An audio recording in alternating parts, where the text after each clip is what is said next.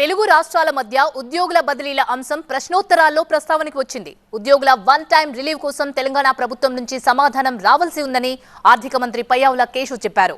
1942 మంది ఏపీ ఉద్యోగులు తెలంగాణకు వెళ్లేందుకు ఆసక్తి చూపిస్తున్నట్లు చెప్పారాయన. 1447 మంది తెలంగాణకు చెందిన వారు ఏపీకి రావాలనుకుంటున్నారని ఆయన వివరించారు. సముఖత కోసం రెండు ప్రభుత్వాలు జారీ చేసినటువంటి సర్క్యులర్ ప్రకారం ఆంధ్రప్రదేశ్కి చెందినటువంటి 1942 మంది ఉద్యోగులు తెలంగాణకు వెళ్ళడానికి సుముఖత వ్యక్తం చేశారు. మరియు 1447 మంది ఉద్యోగులు తెలంగాణకు చెందిన వారు ఆంధ్రప్రదేశ్కు వచ్చేందుకు సుముఖత వ్యక్తం చేశారు.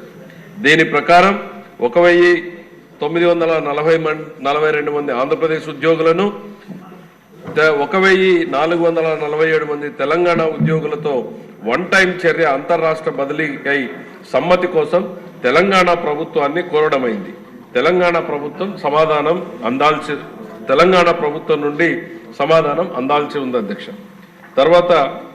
తదనంతరం 122 మంది తెలంగాణ నాన్ గెజిటెడ్ ప్రభుత్వ ఉద్యోగులను రిలీవ్ చేయాలని తెలంగాణ ప్రభుత్వం చేసిన అభ్యర్థన ఆధారంగా జీవోఆర్టీ నంబర్ 1412 GA ద్వారా 13/8/24 ద్వారా అందరినీ అనుమతిస్తూ ఉత్తర్వులు జారీ చేయబడ్డాయి. హెచ్ఓడీలు పై జాబితాలో పేర్కొన్న తెలంగాణ ప్రభుత్వం సూచించిన ప్రొఫార్మాలోని ఈ కేటగిరీలోని ఉద్యోగులు రిలీవ్ చేయడానికి అండర్టేకింగ్ ఇచ్చిన వారందరినీ కూడా అనుమతించింది. ఇప్పటికే 61 మంది ఉద్యోగులు తెలంగాణలో చేరారు అధ్యక్ష.